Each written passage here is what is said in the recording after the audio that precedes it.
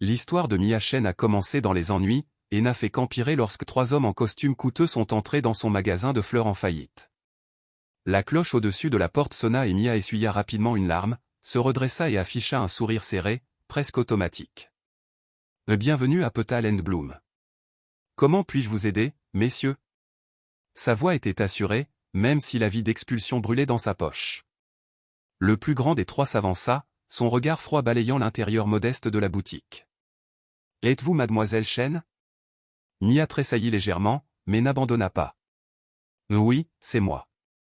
Je m'appelle Spencer Collins. Je représente James Westbrook. Il marqua une pause, comme s'il attendait une réaction particulière. Mia cligna des yeux. Excusez-moi, j'ai besoin de savoir qui c'est? Un air de surprise traversa le visage de Spencer. Monsieur Westbrook est le PDG de Westbrook Développement. Le bâtiment où se trouve votre magasin nous a récemment été transféré. Comme un coup de tonnerre. Tout devint clair. C'était grâce à l'annonce. Le fleuriste de son grand-père, dernier vestige, allait être démoli pour faire place à des appartements de luxe. Écoute, je viens de recevoir les papiers aujourd'hui. Le bail stipule que j'ai 30 jours. Monsieur Westbrook veut vous rencontrer, interrompit Spencer. Aujourd'hui? Maintenant? Désolé, mais je travaille. Les hommes échangèrent un regard. Spencer sortit son chéquier. Nommez le montant de la clôture anticipée. L'orgueil de Mia lui disait de les renvoyer. Mais les piles de factures impayées dans l'arrière-boutique la persuadèrent du contraire. 300 $. Le chèque a été émis sans hésitation. La voiture attend déjà. Punaise à dessin rond 20 minutes plus tard, Mia se retrouvait dans un bureau luxueux au 60e étage avec vue sur l'océan Atlantique. La vue était fascinante, mais ne parvenait pas à la distraire de sa colère grandissante. La porte s'ouvrit. Mia s'attendait à voir un milliardaire âgé, mais ce qui entra fut un homme dans la fleur de l'âge, grand, aux cheveux noirs et aux yeux vert perçants.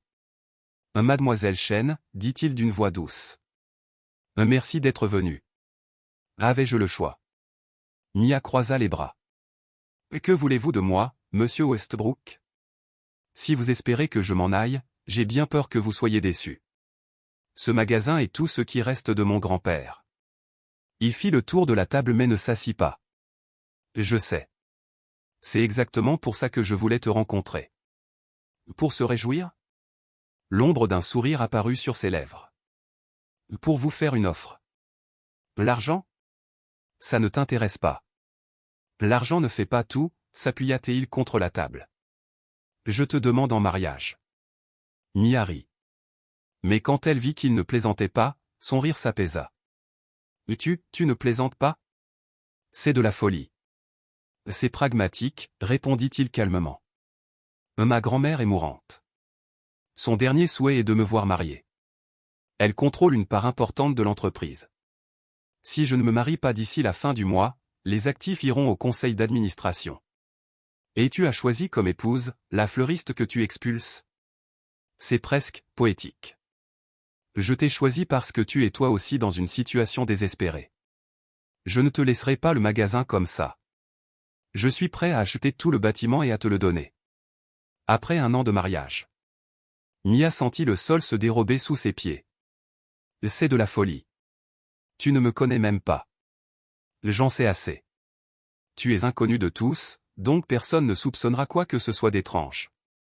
Tu es séduisant et assez désespéré. Ces mots étaient blessants. Mais il y avait du vrai. Après la mort de son grand-père, elle croulait sous les dettes et le magasin s'éteignait lentement. Et qu'est-ce que ce mariage fictif impliquera? Demanda-t-elle avec appréhension. 1 an. Chambre séparée. Apparition publique quand c'est nécessaire. À la fin, tu obtiens l'immeuble, j'hérite. Puis divorce. Et si je refuse? Le bâtiment sera démoli dans 30 jours. Mia se sentait piégée. Un homme arrogant et puissant la forçait à faire un choix impossible. Mais une étincelle illuminait son regard. Si elle accepte, elle pourra sauver la mémoire de son grand-père. Bouquet. L'héritage d'un grand-père, et peut-être une chance de faire regretter à James Westbrook sa cruauté. Une seule condition, dit-elle finalement d'une voix froide et déterminée. Votre entreprise prévoit de démolir le jardin communautaire de Little Haïti pour faire place à un projet immobilier de luxe. Si j'accepte, vous annulerez ce projet et financerez sa restauration. Un air de surprise traversa le visage de James.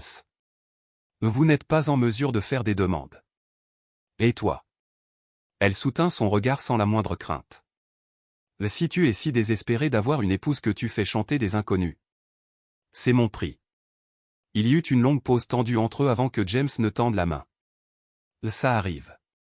Alors que Mia le serrait à contre-cœur, quelque chose en elle se tordit. C'était comme un pacte avec le diable. Un diable dangereusement beau, avec des yeux qui semblaient la transpercer. J'espère que vous êtes une bonne actrice, mademoiselle Chen, dit-il avec un sourire franc. Demain, c'est un dîner de famille, et ma grand-mère a un sens infaillible de la tromperie. Mia déglutit. Qu'est-ce qu'elle vient d'accepter? Plus tard dans la soirée. Mia se tenait devant le miroir de la chambre d'amis du pantouse de James. La robe émeraude livrée le matin même la moulait parfaitement. Presque trop parfaitement. La coiffeuse qui l'avait engagée lui avait coiffé les cheveux en ondulations douces, d'une grâce inhabituelle pour elle. Ce n'était pas moi, murmura-t-elle en touchant les boucles d'oreilles brillantes. C'est le but, dit la voix de James depuis la porte, impeccable dans un costume gris impeccable, appuyé nonchalamment contre le cadre de la porte. Aujourd'hui, vous n'êtes pas seulement une fleuriste de Miami. Aujourd'hui, vous êtes Mia Chen, la femme qui a conquis le cœur de James Westbrook en personne. Quelqu'un vous a-t-il déjà dit que votre ego méritait son propre code postal? Les coins de ses lèvres se contractèrent dans l'ombre d'un sourire. Souvent. Mais l'ego est le cadet de vos soucis aujourd'hui. Il s'approcha et se plaça derrière elle. Leurs regards se croisèrent dans le miroir. Ma grand-mère n'est pas seulement intelligente. Elle perçoit le mensonge à 1 kilomètre. Nous devons connaître notre légende. D'accord. Où nous sommes-nous rencontrés? Lors d'un bal de charité, il y a 6 mois. Ce n'est pas vrai, se tourna Mia vers lui. Je ne vais pas au bal. Ça paraîtrait invraisemblable. Alors où? Près de votre immeuble. Celui-là même que vous allez démolir. Un sourire malicieux apparut sur les lèvres de Mia. J'organisais des manifestations contre une entreprise sans âme qui ruinait nos vies. Vous êtes venu nous parler, nous nous sommes disputés, et nous avons fini par prendre un café. Veux-tu que notre réunion commence par toi me traitant de parasite? C'est plausible. Et ça explique pourquoi tu m'as caché à ta famille si longtemps. Tu avais honte que je ne fasse pas partie de ton entourage, dit-elle en battant des cils d'un air théâtral. Il la fixa avant que son visage ne s'adoucisse. Tu es plus intelligent que je ne le pensais. Et tu es aussi arrogant que je m'y attendais, répondit-elle en ramassant sa pochette. On commence le spectacle? En route vers le manoir. Le trajet jusqu'à la résidence de Westbrook fut tendu et silencieux. Lorsque la voiture franchit le portail en fer forgé, l'estomac de Mia se serra. L'immense demeure méditerranéenne ressemblait à une scène de film, sauf qu'elle en était désormais l'actrice principale. Souviens-toi, dit James tandis que la voiture s'arrêtait. Nous sommes follement amoureux. J'essaierai de ne pas m'étouffer avec cette image, renifla-t-elle. Il lui attrapa doucement la main avant qu'elle n'ouvre la porte. Et encore une chose. Ma grand-mère? Elle est fragile, mais tranchante comme une lame. Soyez prudent avec chaque mot. L'espace d'une seconde, son regard devint sincèrement inquiet. Pour la première fois depuis le début de leur accord, Mia voyait en lui quelque chose de réel. Quelque chose d'humain. Je ne dévoilerai pas ta couverture, promit-elle doucement. La porte s'ouvrit avant qu'il puisse l'atteindre. Une femme élégante aux cheveux argentés et au regard perçant se tenait sur le seuil.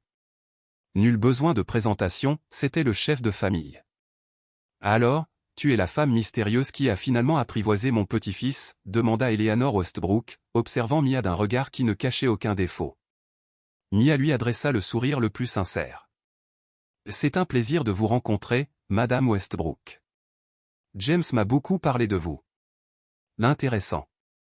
Il ne m'a jamais rien dit de toi, dit Elna, l'air vif, mais sans colère. Entrez. Les vautours tournent déjà autour. Il s'est avéré que les vautours étaient les parents de James, son oncle Richard, sa tante Patricia, leur fille Vanessa et son jeune frère Théo. Le dîner était raffiné, mais tendu. Les questions pleuvaient de toutes parts, comme des coups de feu. Alors, comment vous êtes-vous rencontrés? Demanda Vanessa en souriant, mais sans vraiment lever les yeux au ciel. James a tout gardé secret.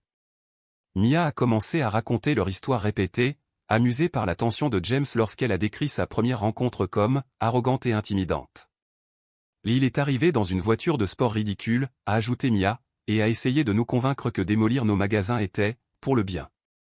C'est James, rit Théo, ignorant le regard glacial de son frère. Et qu'est-ce qui t'a fait changer d'avis à son sujet? Demanda Elna en observant Mia attentivement. Mia hésita. C'était là le cœur de leur tromperie. Elle jeta un coup d'œil à James et vit qu'il la regardait, avec une vulnérabilité inattendue. L'île est revenue, dit Mia doucement. Une semaine après la démolition, tout le monde était déjà parti, je fermais le magasin. Et il est revenu avec une orchidée rare. Il l'a rapportée de Thaïlande. Elle n'avait pas prévu cette partie. Mais les mots sont sortis comme ça. Et il a dit avoir remarqué ma passion pour la sauvegarde des plantes mourantes. L'orchidée était sur le point de disparaître. N'importe quel autre collectionneur l'aurait jetée. Mais il pensait que je pouvais la sauver. Le silence régnait à table. James la regarda, et son regard était muet. L'île est toujours vivant, ajouta Mia sans détourner le regard. L'île a fleuri le mois dernier. Les yeux d'Elna allaient de l'un à l'autre. C'est inattendu, James. Tu n'as jamais été intéressé par le jardinage. James s'éclaircit la gorge. Mia m'a montré comment voir le monde différemment. Il tendit la main et lui toucha les doigts. Son cœur battit la chamade. Il continua. Elle s'est trouvée la beauté là où les autres ne la voient pas. La sincérité de sa voix prit Mia au dépourvu. L'espace d'un instant, elle eut presque envie d'y croire. Je comprends maintenant, dit Elna avec un sourire mystérieux. Pas étonnant que tu aies gardé le secret. Quelle découverte. Après le dîner, Elna a insisté pour montrer à Mia le jardin familial pendant que les autres se dirigeaient vers la terrasse. Il marchait parmi les roses parfaitement entretenues et Mia sentit le regard pénétrant de la femme plus âgée sur elle. Tu sais, dit soudain Elna, quand James était petit, son père l'amenait ici tous les dimanches. Il plantait quelque chose de nouveau à chaque fois. Ils s'arrêtèrent près d'un grand magnolia. Après la mort d'Henry, James n'est plus jamais revenu ici. Mia sentit sa poitrine se serrer. La douleur du garçon qui avait perdu son père la toucha soudain de plus en plus. Je suis désolé. James parle rarement de lui. Oh oui, et ça ne sera pas le cas, le regard d'Elna devint plus perçant. Ces 15 dernières années, il a essayé d'être tout ce que son père n'était pas. Henry a construit avec âme. Et James avec précision. Henry a aimé sans se retourner. Et James garde son cœur comme une forteresse. Mia ne savait pas quoi dire. Ce n'était pas prévu dans leur scénario. Je me demande. Continua Elena. Qu'est-ce qui te rendait spécial? En quoi es-tu différente des autres? Avant que Mia ne puisse penser à quoi que ce soit, James apparut dans l'embrasure de la porte. Grand-mère, l'infirmière dit qu'il est temps de prendre tes médicaments. Elena toucha doucement la main de Mia. Nous allons continuer notre conversation, ma chère. Alors qu'il s'apprêtait à partir, Elena prit James à part. Mia n'entendait pas ce qu'il disait. Mais à son retour, son visage exprimait l'inquiétude. Qu'a-t-elle dit? Demanda Mia alors qu'il montait dans la voiture. James resta silencieux un long moment. Si longtemps que Mia crut qu'il ne répondrait pas. Finalement, il dit. Elle veut que le mariage ait lieu ici. Dans 3 semaines. Quoi? Les entrailles de Mia se sont effondrées. Cela ne faisait pas partie de notre accord. Elle n'a plus beaucoup de temps. Ses doigts serraient le volant si fort que ses jointures en blanchissaient. Et elle dit qu'elle voit comment on se regarde. Elle pense qu'on ne peut pas se permettre de perdre du temps. L'ironie de la situation était insupportable. Leur fausse relation avait été si convaincante qu'il leur fallait désormais un faux mariage. Et le plus vite possible. Après un long silence, James dit. Tu as été incroyable aujourd'hui. Cette histoire d'orchidée. J'avais besoin de quelque chose de crédible. C'était trop, c'est plausible, lui lança-t-il. Tu m'as presque convaincu. Mia regarda par la fenêtre les lumières vacillantes de la ville. Quelque chose palpitait traîtreusement dans son estomac. Apparemment, je suis une meilleure actrice que je ne le pensais. Que veux-tu que je fasse? Mia faillit s'étouffer avec son café en regardant James, sous le choc. Ils étaient assis dans la cuisine de son appartement. Viens vivre avec moi, répéta-t-il calmement, sans lever les yeux de sa tablette. Le mariage est dans 3 semaines. Ce serait suspect si nous vivions séparément. Ce n'était pas dans notre accord, elle posa brusquement la tasse sur la table. Vous avez un magasin, et il est en cours de rénovation à vos frais, rappela James. Les ouvriers auront besoin d'au moins 2 semaines. Cela ne faisait que 3 jours depuis le dîner au manoir Westbrook. Et comme promis, James avait immédiatement organisé une rénovation complète de Petal & Bloom. Mia admit à contre-cœur que cette rénovation était nécessaire. De plus, ajouta James en la regardant enfin, Elana envoie son assistante, Diana, pour aider aux préparatifs du mariage. Elle s'attend à ce que nous vivions ensemble. Mia passa une main dans ses cheveux, sentant son irritation grandir. Ok. Je vais préparer mes affaires. Déjà assemblé, il fit un signe de tête vers le couloir. Spencer se tenait là avec 2 valises de créateurs.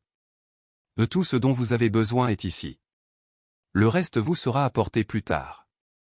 Tu étais chez moi, s'écria Mia, indignée. Sans ma permission? J'ai envoyé un styliste professionnel, répondit James calmement. Votre garde-robe n'est pas adaptée aux événements qui nous attendent. Ma garde-robe est parfaite. Pour travailler dans un fleuriste, oui. Pour la mariée de l'homme d'affaires le plus en vue de Miami, pas vraiment. Son ton sec et professionnel l'exaspéra encore plus. L'incroyable, dit-elle en attrapant les valises. Quelle est ma chambre? Le deuxième à partir de la gauche. Bleu. Elle marcha dans le couloir et claqua la porte derrière elle.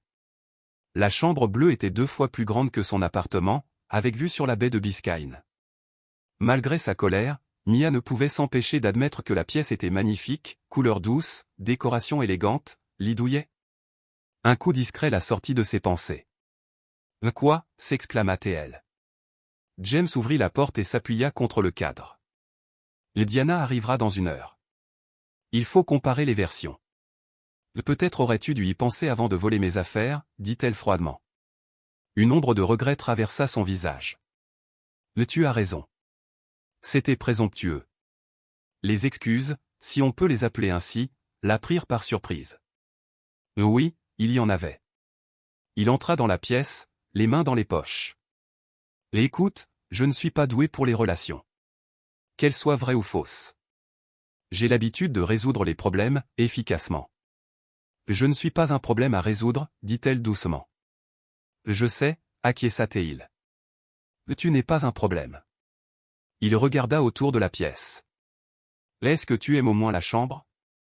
Mia réprima à peine un sourire devant sa maladresse. Elle est belle. Merci. Un silence gêné régnait entre eux. Alors, commença Mia, quelle est notre histoire? C'est simple. On est sortis ensemble pendant 6 mois, mais on a gardé le secret. Je l'ai demandé en mariage la semaine dernière, et on a décidé de vivre ensemble jusqu'au mariage. À quand exactement as-tu fait ta demande? Demanda-t-elle avec intérêt, en s'asseyant au bord du lit. Le samedi dernier. Au jardin botanique. Mia a ri. Bien sûr, tu choisirais un endroit avec des plantes. Les coins de ses lèvres tressaillirent. Je pensais que c'était symbolique. Comment as-tu fait? À genoux? Des musiciens, des pétales de rose? Non, répondit-il doucement. Juste nous. Un coucher de soleil. Une collection d'orchidées rares. Simple. Intime. Quelque chose dans sa voix lui transperça le cœur. Pendant un instant, elle l'a presque vu devant elle, James Westbrook, le célibataire le plus convoité de la ville, lui faisant nerveusement sa demande en mariage tandis que la chaude lumière du coucher de soleil traversait la verrière de la véranda. À ce moment-là, la sonnette retentit. Mia frissonna, comme si elle se réveillait d'un fantasme dangereux. Voici Diane, dit James en se redressant. Prêt à commencer les préparatifs du mariage. Comme jamais auparavant, murmura Mia en le suivant. Diane Lewis était une femme d'une 50aine d'années, sans complexe, au goût impeccable et dotée d'un sens de l'organisation hors pair. En quelques minutes, la table de la salle à manger de James était devenue un véritable lieu de réception, palette de couleurs, photos du lieu et un plan des semaines à venir d'une précision terrifiante. Madame Westbrook a déjà réservé le domaine pour la cérémonie, dit Diane en lui tendant le dossier. Là, elle propose de célébrer la cérémonie dans la roseraie et la réception dans la grande salle de bal. Ça a l'air génial, essaya de sourire Mia, essayant d'égaler l'enthousiasme pour un mariage qui n'aurait jamais lieu. Passons maintenant à la liste des invités, Diane sortit un nouveau dossier. C'est ici que se trouvent tous les liens importants de la famille Westbrook. Environ 200 personnes. 20, demanda Mia avec un petit cri effrayé. C'est le minimum pour un mariage à Westbrook, intervint James, l'air tout aussi tendu. Et de votre côté, mademoiselle Chen? Famille, amis? Mia déglutit. Un peu. Mes parents sont morts quand j'étais petite. J'ai été élevée par mon grand-père. Il est mort l'année dernière. Une ombre de sympathie traversa le visage de Diane. Je suis désolé. De mes amis, ma meilleure amie Lily et peut-être 5 ou 6 autres. Mia se sentit soudain minuscule, comme si sa vie était trop simple pour le monde des Westbrook. Et puis, la main de James se posa sur la sienne. Ce n'est pas la quantité qui compte, c'est la qualité, dit-il d'une voix douce et inattendue. Son entourage est l'une des qualités que j'apprécie particulièrement chez elle. Diane hocha la tête en signe d'approbation. C'est touchant. Parlons maintenant des fleurs. Je m'en occupe, intervint aussitôt Mia. Après tout, je suis fleuriste. Bien sûr, nota Diane. C'est parfait. Maintenant, la robe. Horloge 3 heures exténuantes plus tard Diane finit par partir, promettant de revenir demain. Mia s'effondra sur le canapé, retirant les chaussures qu'elle avait mises par pure politesse. C'est toujours comme ça, gémit-elle. Organiser un faux mariage est plus difficile que gérer une vraie entreprise. James lui a tendu un verre de vin. Bienvenue dans le monde des Westbrook. Ici, tout est spectacle. Mia accepta le verre avec gratitude. Ta grand-mère ne recule vraiment pas, même maintenant? Leilani Westbrook ne sait pas comment reculer, gloussa James en desserrant sa cravate. Même sur son lit de mort, elle orchestre la vie de ceux qui l'entourent. Elle t'aime, tout simplement, remarqua Mia. C'est pour ça qu'elle fait tout ça. James regarda pensivement dans son verre. Elle veut que je devienne comme mon père. Heureux. Installé. Et tu ne veux pas? J'ai bâti l'entreprise à ma façon. Pas comme lui. Mia le regarda en silence et, pour la première fois, elle ne vit pas seulement un homme d'affaires froid, mais un homme fort, mais las des attentes des autres. Parle-moi de lui, dit-elle doucement. De ton père. James fut surpris, mais parla. Henry Westbrook était différent. Il a créé une entreprise à partir de rien, mais les affaires n'étaient pas sa priorité. Sa famille était sa priorité absolue. Un sourire chaleureux, presque enfantin, apparut sur son visage. Il m'emmenait sur des chantiers quand j'étais petite. Non pas pour m'apprendre le commerce, mais pour me montrer comment les bâtiments peuvent changer des vies. On ne construit pas de murs, disait-il. On construit des maisons où naissent des souvenirs. Ça a l'air incroyable. Il l'était. La voix de James tremblait légèrement. J'avais 19 ans quand il est mort. Le conseil d'administration voulait vendre l'entreprise. Je les ai convaincus de me faire entièrement confiance. J'ai prouvé que je pouvais gérer la situation. J'ai dû me montrer ferme. Plus ferme que jamais. Et ce faisant, tu es devenu quelqu'un d'autre, remarqua Mia. Le puzzle de l'identité de James Westbrook commençait à se mettre en place. Il la regarda fixement, puis détourna le regard. Tu ne me connais pas, Mia. Je commence à vous reconnaître, rétorqua-t-elle. Un homme qui se souvient encore des paroles de son père. Qui aurait contracté un mariage blanc pour honorer la dernière volonté de sa grand-mère. Vous êtes bien plus qu'une simple affaire. James se leva brusquement. Ne confondez pas cela avec des sentiments. C'est du business. Si tu le dis. Mia prit une gorgée de vin, mais il n'y avait aucune foi dans sa voix. J'ai encore du travail. Il posa son verre, le touchant à peine. Il y a à manger dans la cuisine si tu as faim. Alors qu'il entrait dans son bureau, Mia se surprit à penser. Quel mur James Westbrook a-t-il construit autour de lui? Et pourquoi veut-elle soudain les abattre? Plus tard dans la soirée, allongée dans le luxe inhabituel de sa nouvelle chambre, Mia n'arrivait pas à dormir. Elle sortit sur le balcon et fut surprise de voir James appuyé contre la balustrade, les lumières de Miami reflétées dans ses yeux. « Désolé, dit-elle en se retournant pour partir. Je ne savais pas que tu étais là. Reste, dit-il doucement, et ce simple mot resta suspendu entre eux comme un cadeau inattendu. C'est aussi ton balcon. Pour l'instant. Mia s'est rapprochée, prudemment, laissant une distance de sécurité entre elles.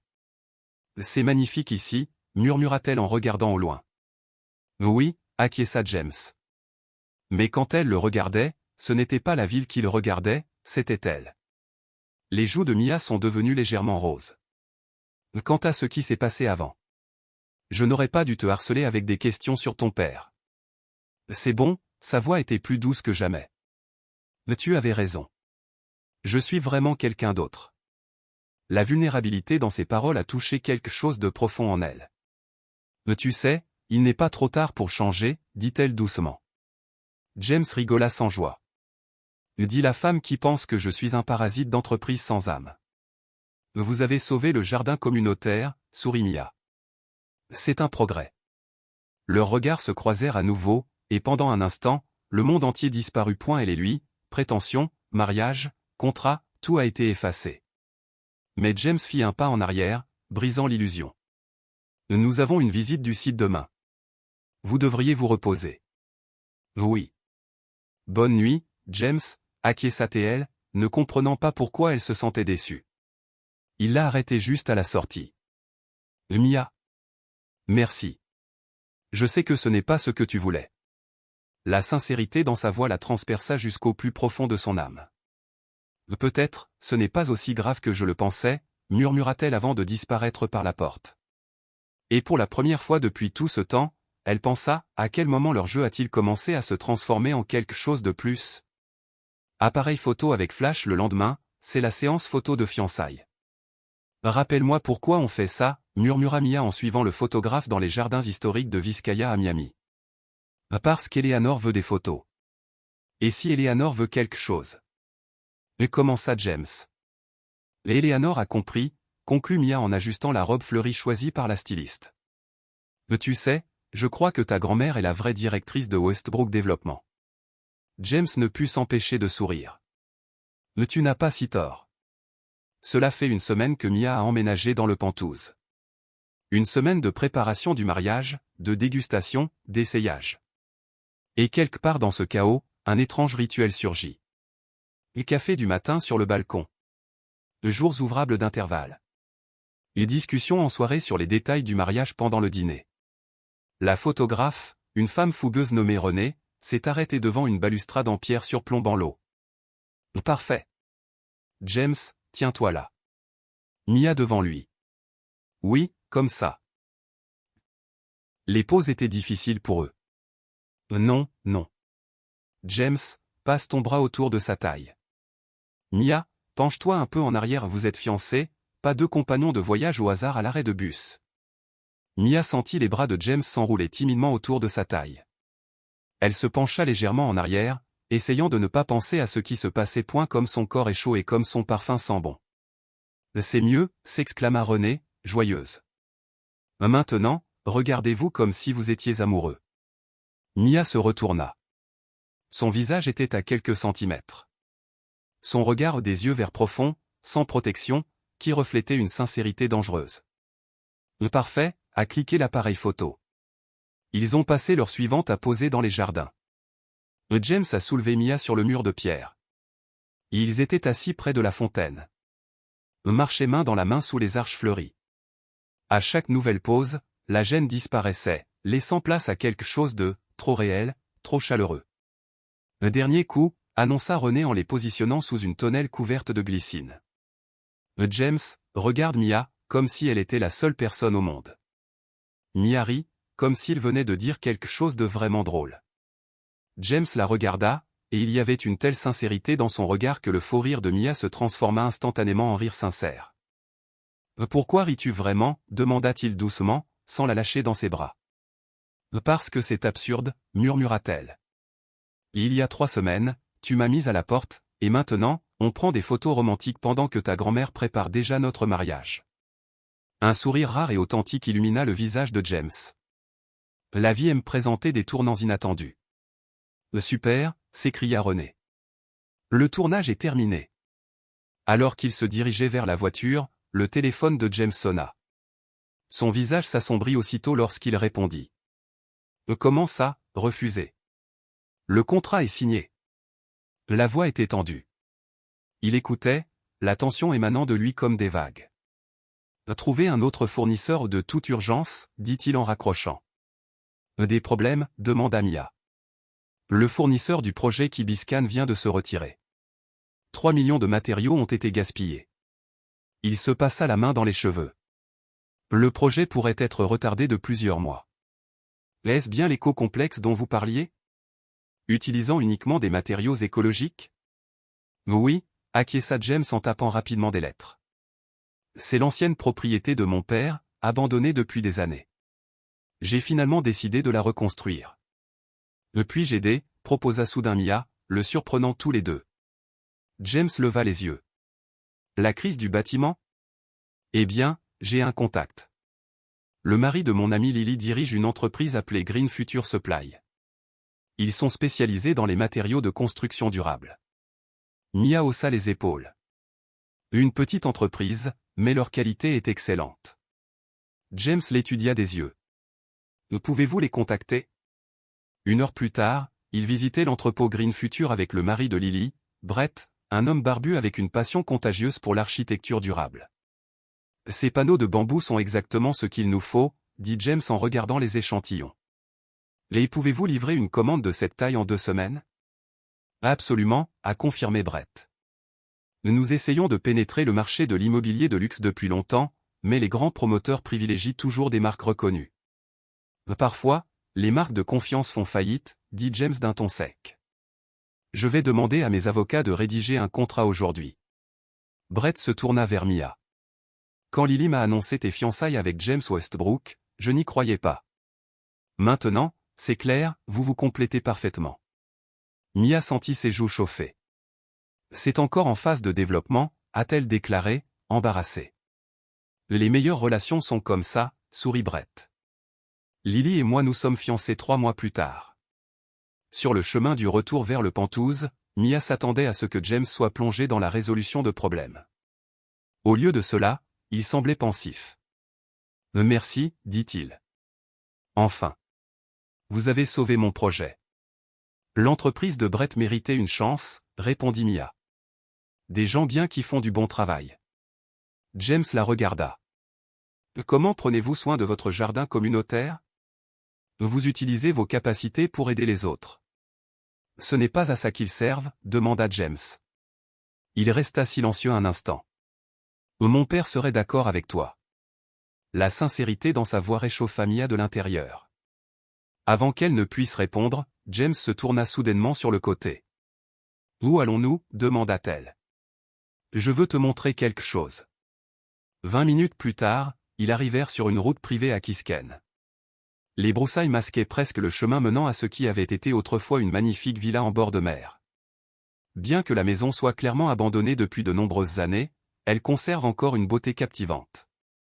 C'était le projet favori de mon père, expliqua James en regardant autour de lui.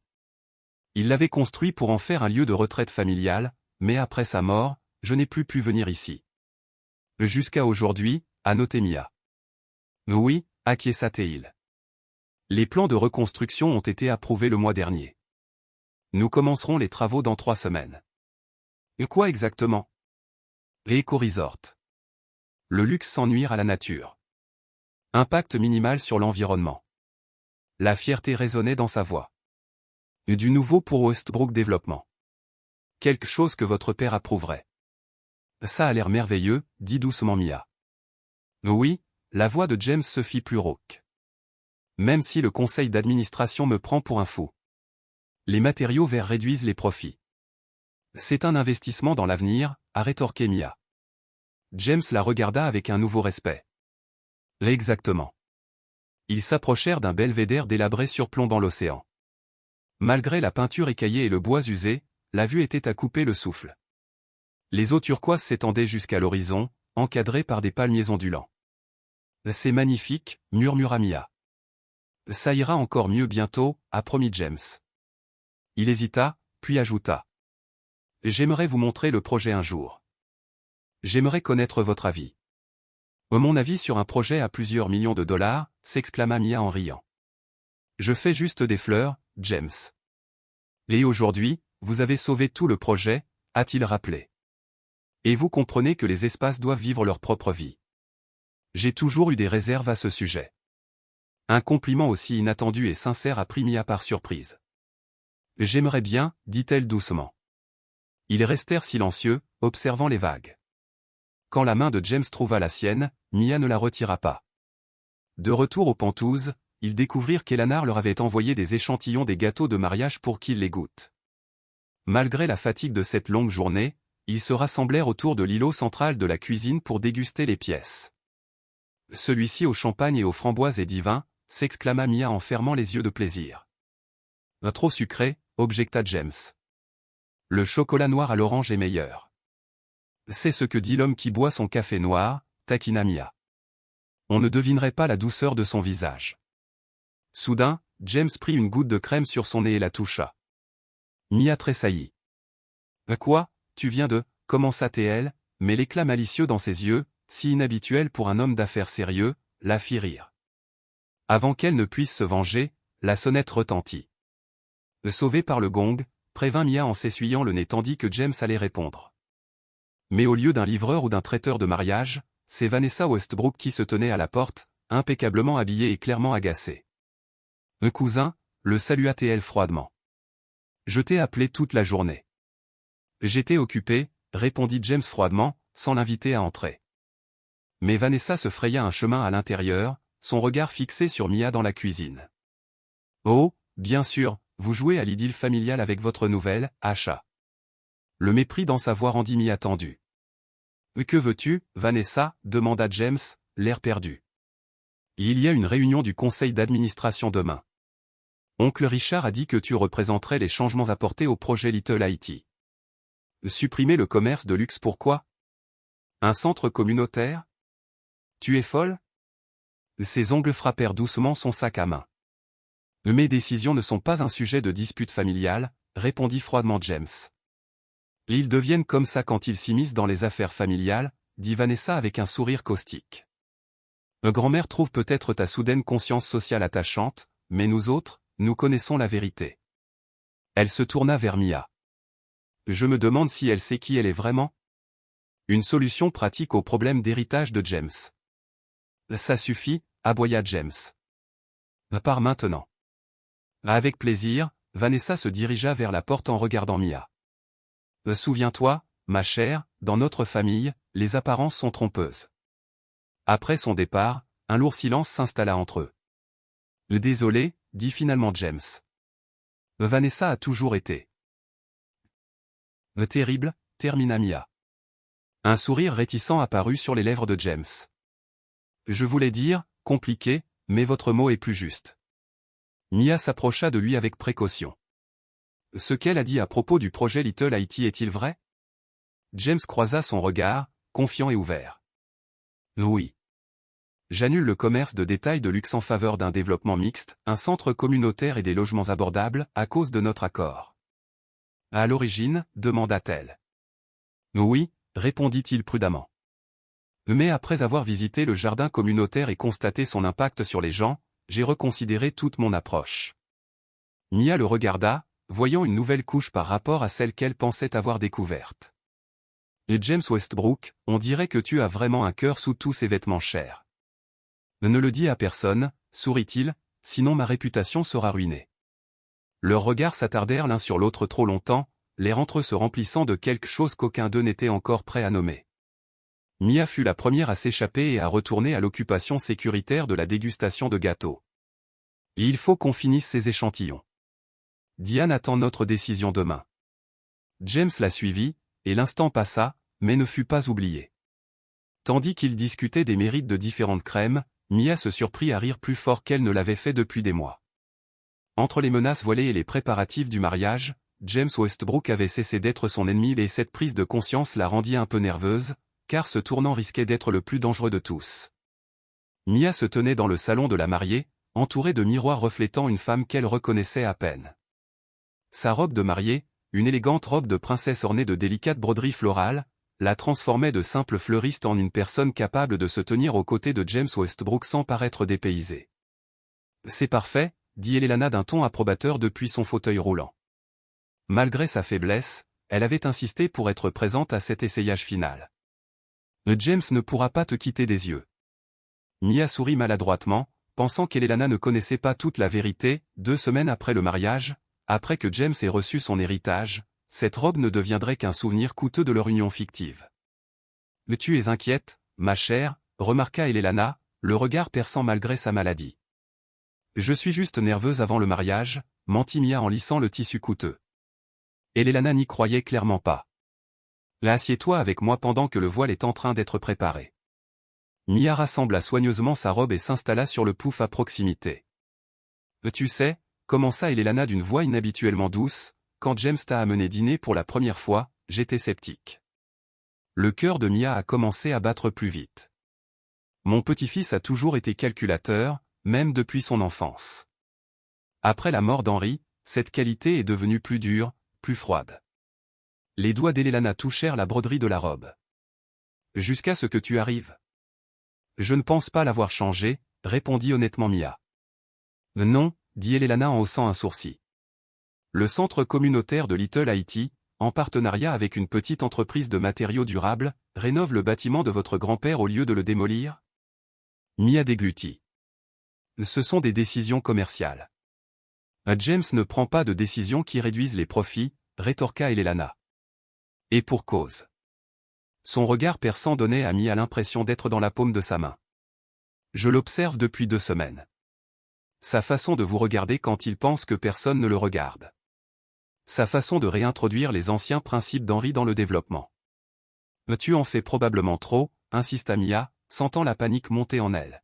« Peut-être, » Elena lui serra tendrement la main, « mais j'ai vécu assez longtemps pour savoir quand quelqu'un guérit ce qui a été brisé. » Son sourire devint pensif. James n'avait que 19 ans lorsqu'il a perdu son père. Trop jeune pour porter le poids de Westbrook Développement, mais trop têtu pour accepter de l'aide. Mia se souvenait de la détermination farouche de James, de sa volonté de prouver à tout le monde et à lui-même qu'il en était digne. « Il a construit quelque chose de remarquable, mais à quel prix ?» dit Elena sans détour. « Jusqu'à récemment, j'avais peur que ce prix soit sa capacité à être heureux. » Elle serra la main de Mia. « Merci d'avoir prouvé que j'avais tort. » À ce moment-là, la consultante est revenue pour essayer le voile, mais les paroles d'Elena n'ont pas quitté Mia pour le reste de l'essayage. Sur le chemin du retour vers le Penthouse, Mia regarda par la fenêtre en silence, ce qui était inhabituel pour elle. « C'est si grave ?» demanda James, interprétant mal son silence. « Quoi ? La robe ? Si elle te dérange tant, on peut en choisir une autre. » Mia secoua la tête. « La robe est magnifique. » « C'est juste. » Elle hésita. « Ta grand-mère a dit quelque chose qui m'a offensé. » James se tendit. « Elle soupçonne quelque chose ? » Non, au contraire, se tourna Mia vers lui. « Elle pense que je suis bonne pour toi. Que je t'ai aidé à redécouvrir la vision de ton père. » Les os de James sur le volant sont devenus blancs à cause de la compression. Elle essaie toujours de me faire aimer.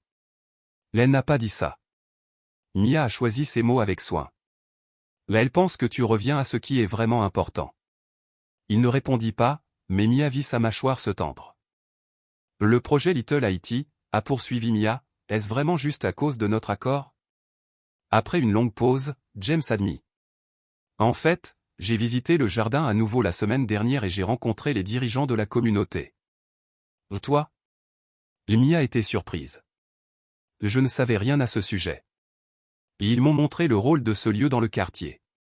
Des activités périscolaires pour les enfants, des cours de cuisine pour les seniors, des légumes et des fruits frais pour les familles qui n'ont pas les moyens d'aller au supermarché. La voix de James devint plus douce.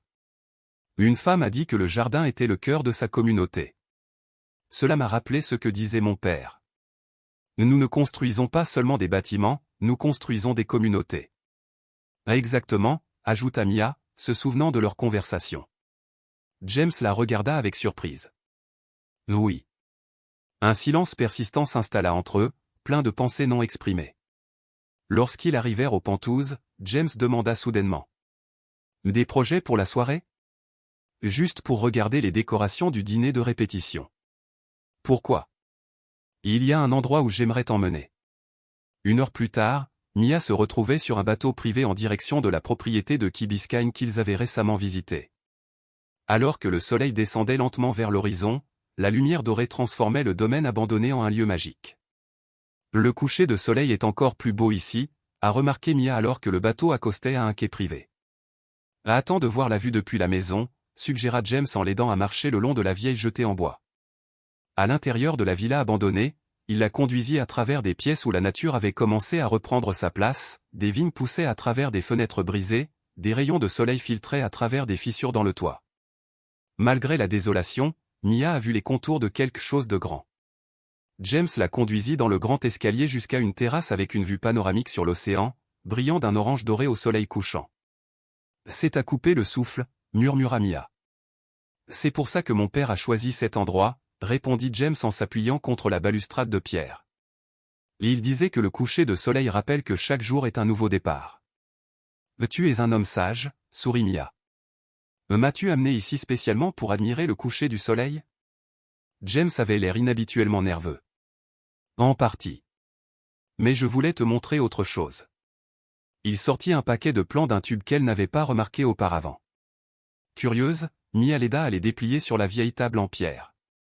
Les plans montraient le domaine transformé. Le bâtiment d'origine a été préservé et modernisé, entouré de jardins durables, de panneaux solaires déguisés en installations artistiques et d'une série de bungalows écologiques intégrés au paysage. James, c'est incroyable, soupira Mia en parcourant les plans du doigt. Ça n'a rien à voir avec tes projets habituels.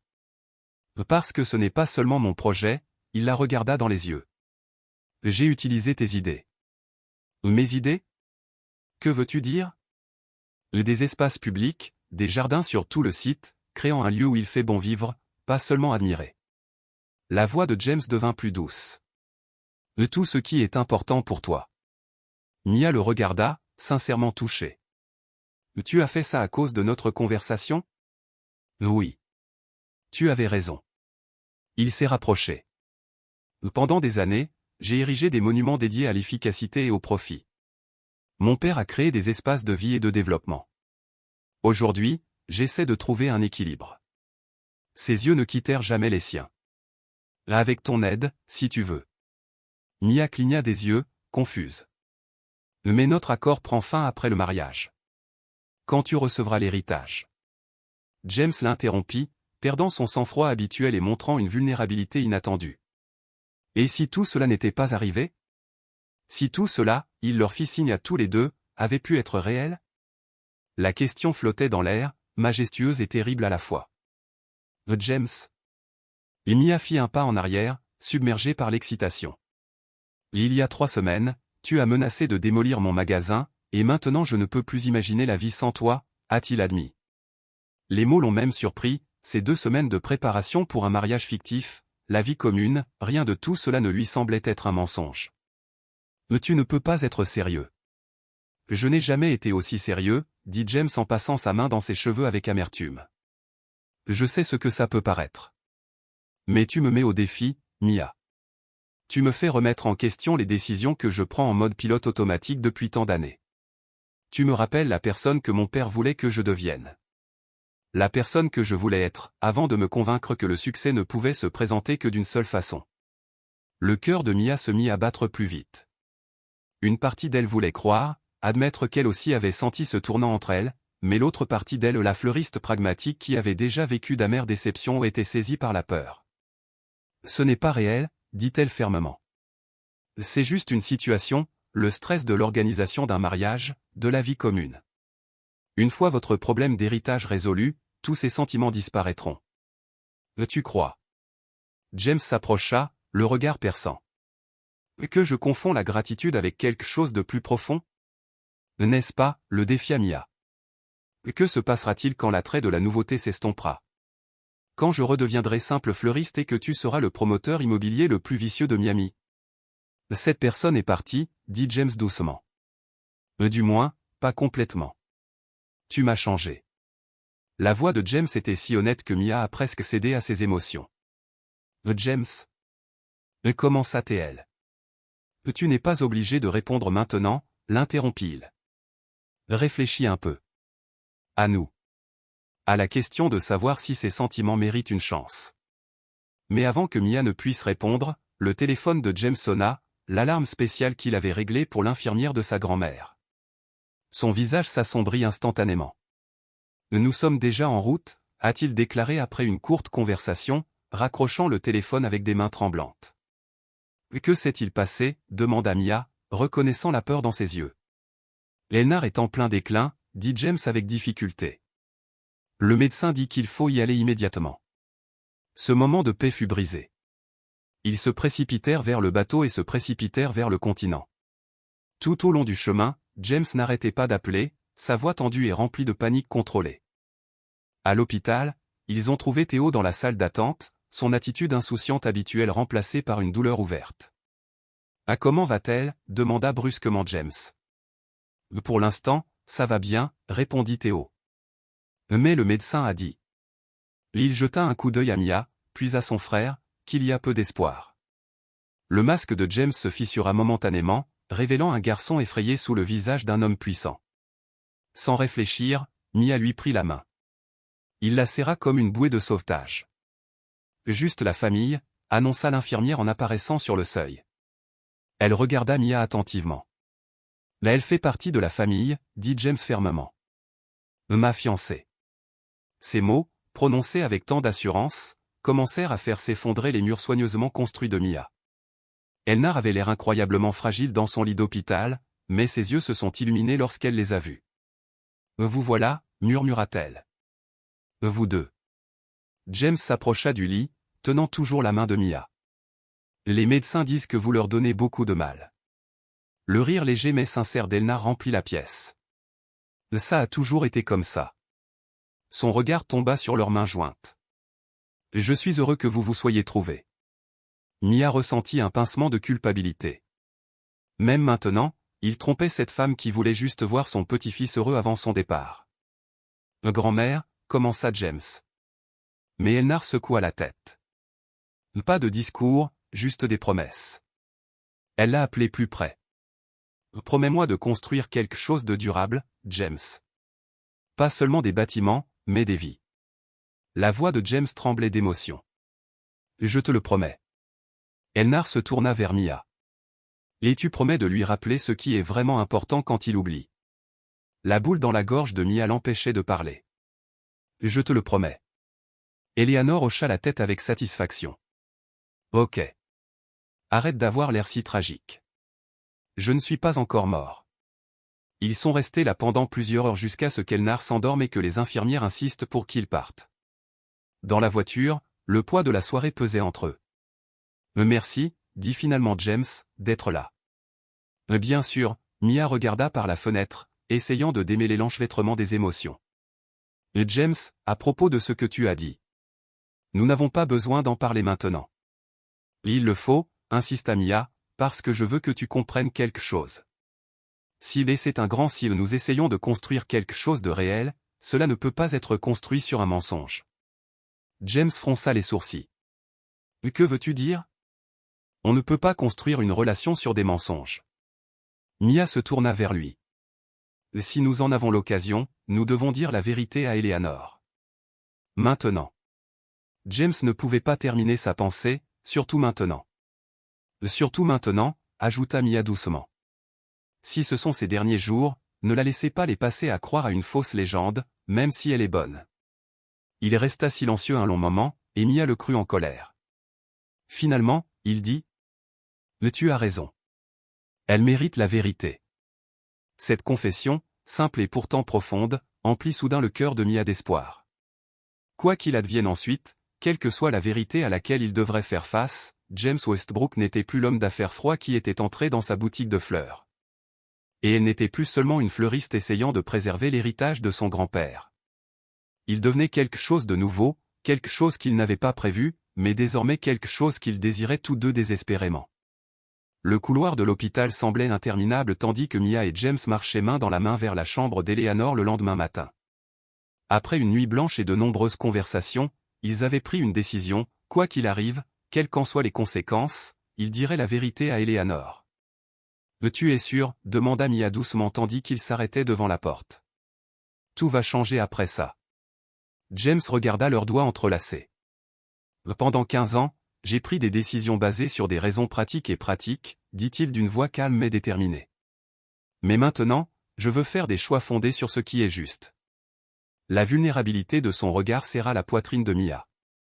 Ce n'était plus l'homme qui leur avait froidement proposé ce marché des semaines auparavant. C'était quelqu'un de courageux, d'honnête et elle était dangereusement proche de tomber amoureuse. Eleanor était alerte et attentive lorsqu'ils entrèrent, appuyée sur des coussins avec une tablette dans ses mains. « Voilà », les salua TL. « J'étudie simplement le plan de table pour la réception. Les O'Malley ne peuvent pas s'asseoir à côté des Prescott après cette vente aux enchères caritatives honteuses du mois dernier. » Mia et James échangèrent des regards. « Grand-mère » commença James en approchant une chaise du lit. « On doit te parler de quelque chose d'important. » Les yeux d'Eleanor se rétrécirent tandis qu'elle les regardait tous les deux attentivement. « Tu reportes le mariage ?»« Non », répondit James. « Du moins, pas entièrement. » Il prit une profonde inspiration.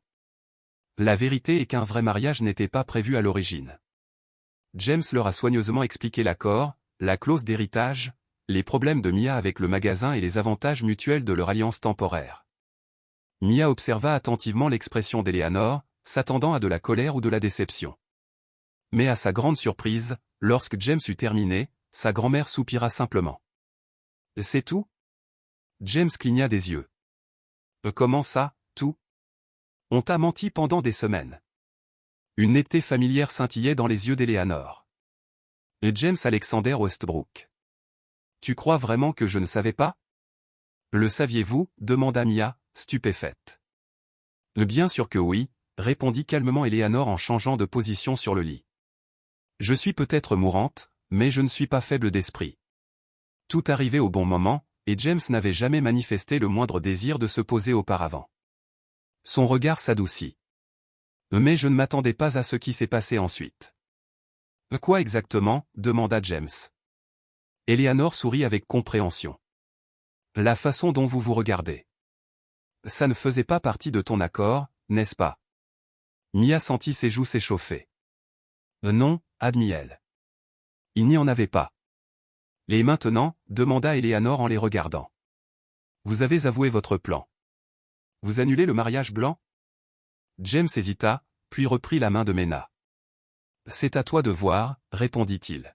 « Si tu envisages un vrai mariage. »« Peut-être pas maintenant » a-t-il ajouté, « mais un jour. » Les pièces autour de lui semblèrent se figer alors que James se tournait vers Mia avec une expression plus ouverte qu'elle n'en avait jamais vue. « Je sais qu'il est encore tôt et que nous avons beaucoup de choses à comprendre » a-t-il déclaré, « mais ces semaines m'ont montré ce qui est possible, à quoi peut ressembler la vie avec quelqu'un qui me met au défi, qui me rappelle ce qui est important. » Le cœur de Mia battait à tout rompre dans sa poitrine. « James, je ne te demande pas à nouveau en mariage. »« Pas maintenant » précisa-t-il. « Je veux juste te demander si tu es prêt à tenter quelque chose de concret. Pas de contrat, pas d'accord, juste nous et où ça mène. » Eleanor les observait avec un intérêt sincère, mais cette fois, elle resta silencieuse.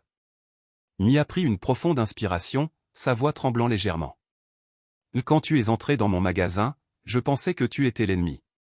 Je me battais contre cette machine corporatiste qui détruisait les petites entreprises. » C'était comme ça, a admis James. « Mais tu es bien plus que ça, » continua Mia.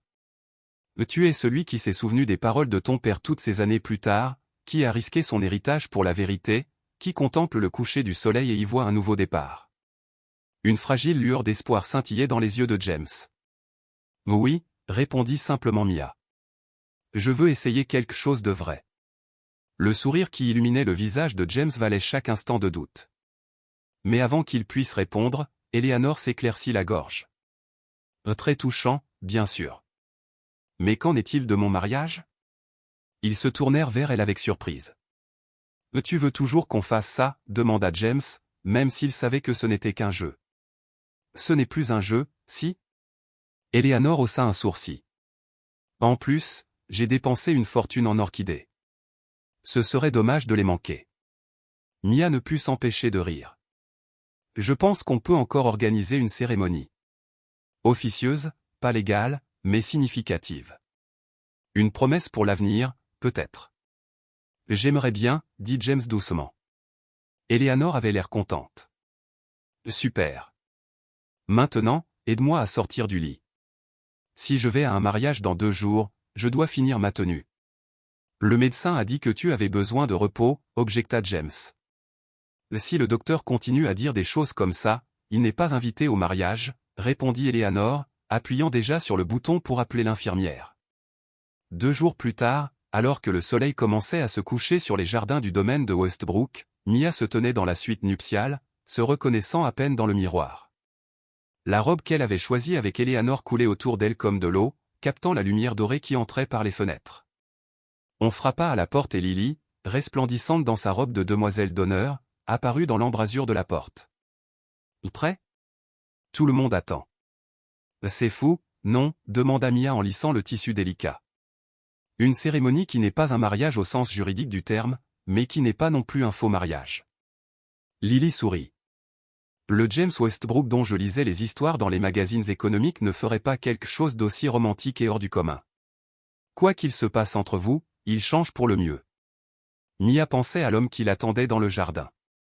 À propos de l'homme qui a proposé de partager l'héritage de sa grand-mère avec le centre communautaire Little Haiti, qui a reconstruit un projet de luxe pour préserver son âme, qui a choisi la vérité plutôt que la commodité.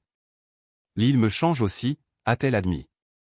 Le jardin avait été transformé pour la cérémonie, avec des fleurs qui fleurissaient partout, des lumières scintillantes suspendues à des arbres centenaires et un chemin de pétales menant à un belvédère fleuri où James attendait. Malgré le bref préavis sur la nature inhabituelle de la cérémonie, les invités réunis à un mélange de membres de la famille Westbrook et du cercle intime de Mia semblaient véritablement émus. Eleanor, d'apparence royale malgré sa faiblesse, occupait une place de choix au premier rang tandis que Mia marchait seule vers James, sans famille à qui la marier. En croisant leurs regards au milieu du jardin, Mia réalisa avec une clarté étonnante que ce moment, bien qu'inhabituel, semblait le plus réel de sa vie. James lui prit les mains, sa voix si basse qu'elle seule pouvait l'entendre. « Tu es superbe. »« Toi aussi » murmura-t-elle, le faisant sourire. L'officiant, un ami d'Eleanor, fut rapidement mis au courant et parla du début, non des connexions, du voyage, non de la destination.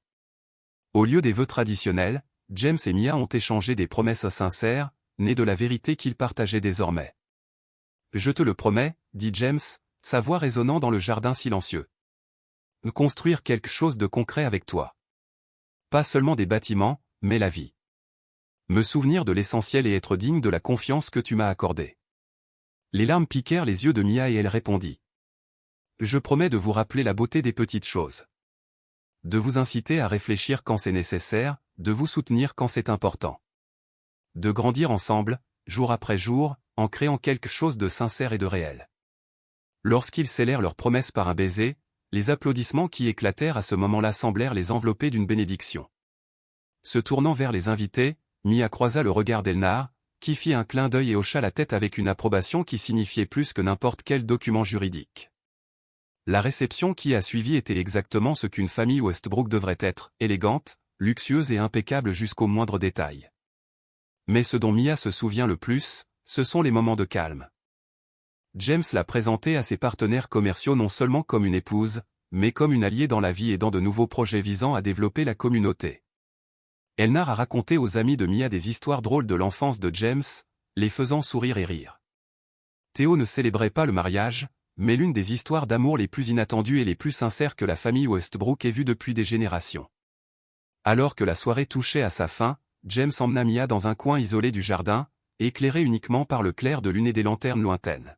« Des regrets ?» demanda-t-il en la serrant autour de la taille. Mia secoua la tête. « Aucun. C'est juste que j'ai passé trop de temps à essayer d'être celle que je pensais devoir être, plutôt que celle que je voulais vraiment être. » Il écarta une mèche de cheveux de son visage. « Mais maintenant j'ai arrêté de perdre mon temps. » « C'est super », sourit Mia en le regardant. Parce que j'ai des projets pour toi, James Westbrook. Vos projets incluent-ils de révolutionner mon entreprise, demanda-t-il avec un sourire, les yeux pétillants d'amusement. Peut-être, admit-elle. Mais d'abord, il y a notre suite nuptiale, qui est déjà payée. James rit, un rire libre et sincère que Mia n'avait jamais entendu auparavant. J'aime votre façon de penser, mademoiselle Chen. C'est juste que mademoiselle Chen est trop formelle, corrigea-t-elle avec un sourire. Du moins pour l'instant. Pour l'instant, acquiesça James en la serrant contre lui. Mais je suis sûr qu'un jour, quand nous serons prêts, nous voudrons officialiser cela. Un pas à la fois, dit Mia en se dressant sur la pointe des pieds pour l'embrasser. On a encore toute la vie devant nous. Un an plus tard, Mia a redressé le panneau au-dessus du Petal & Bloom nouvellement agrandi, qui occupe désormais tout le premier étage du bâtiment acheté par James. Le deuxième étage a été transformé en première école de fleuristerie de Miami, offrant des bourses aux jeunes à faible revenu intéressés par le jardinage et les affaires. Absolument parfait, dit James en s'approchant d'elle par derrière et en passant son bras autour de sa taille. L'héritage d'Eleanor. Eleanor approuverait. Elle est décédée tranquillement 3 mois après leur cérémonie, vivant assez longtemps pour voir James transformer Westbrook Développement en un leader dans les projets durables axés sur la communauté. Son héritage, qui est allé à James, a été utilisé en partie pour créer la fondation Eleanor Westbrook, une organisation dédiée à la préservation des espaces verts dans la région métropolitaine de Miami. Elle est probablement là-haut en ce moment, en train de critiquer notre choix de police, dit Mia avec un sourire, s'appuyant contre lui. Bien sûr, James l'embrassa sur la tempe. Prêt pour notre rendez-vous à Key Biscayne, demanda-t-il. Les premiers bungalows sont presque prêts. Développer le projet, désormais appelé New Beginning, est devenu leur passion commune, James s'occupant du côté commercial et Mia s'assurant que les espaces restent accueillants, chaleureux et réactifs aux besoins de la communauté. J'ai presque fini, dit Mia en se tournant pour le serrer dans ses bras. Mais d'abord, je dois te dire quelque chose, dit James en haussant un sourcil. Dois-je m'inquiéter, demanda-t-elle avec un sourire et prit sa main, la posant doucement sur son ventre. Je pense que nous devrions reconsidérer les plans d'étage, pour une crèche, peut-être. Le regard d'admiration qui traversa le visage de James fit fondre le cœur de Mia. Toi. Bégaya-t-il, sans voix. Tu attends vraiment un enfant? Dans 7 mois, confirma Mia, les yeux brillants. Juste à temps pour le jour de notre mariage, a-t-elle ajouté. James la serrait fort contre lui, sa voix tremblante d'émotion. Je t'aime, Mia Chen, plus que je n'aurais jamais pu l'imaginer. Et je t'aime, James Westbrook, répondit-elle. Même si tu as commencé notre relation en essayant de m'évincer. La meilleure erreur de ma vie, murmura-t-il dans ses cheveux. Sous la lumière dorée du coucher de soleil, ils se tenaient ensemble. Mia n'en revenait pas du chemin parcouru, d'ennemis à partenaires réticents, ils étaient désormais réunis pour une relation réelle et durable. Ce qui a commencé comme un accord commercial s'est transformé en un partenariat qui a changé non seulement leur vie, mais aussi la structure même de la ville qui les entourait. Ce qui n'était autrefois qu'un autre accord pour Westbrook Développement est désormais un symbole de leur rêve commun, préserver ce qui compte le plus et créer un espace pour une nouvelle croissance tout comme leur amour trouvé dans les endroits les plus inattendus.